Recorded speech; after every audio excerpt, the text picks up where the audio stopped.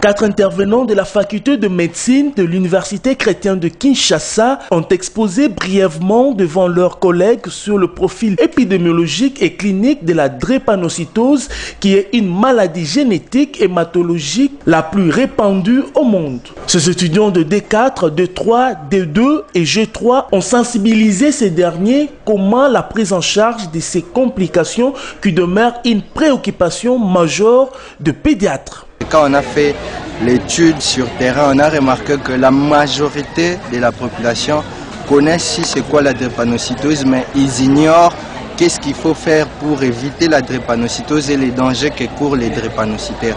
Voilà pourquoi cet exposé avait eu lieu aujourd'hui à l'USEKIN, afin de sensibiliser les étudiants.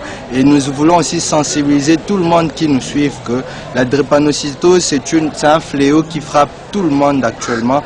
Et il faut juste éviter des couples AS-AS afin d'éviter la survenue de cette maladie drépanocytose. On a parlé de ça à long et à large aujourd'hui et nous voulons lancer ces campagnes de sensibilisation pour tout le monde, éviter les couples AS-AS afin que nous puissions faire disparaître la drépanocytose en RDC. Après des recherches faites dans les différents centres hospitaliers et au sein de l'USEKIN, ces femmes constatent que l'amélioration de cette prise en charge passe par la création d'unités spéciales de soins de santé drépanocytaires.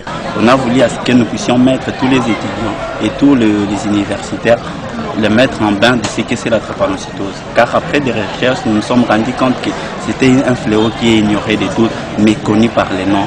Mais les gens ignorent qu'est-ce qu'est la drépanocytose. Pour démontrer à nos autorités qu'ils peuvent aussi compter sur l'étudiant, qu'ils peuvent aussi compter sur l'université chrétienne de Kinshasa. C'est dans ce contexte-là, c'est le défi qu'on aura à relever cette année.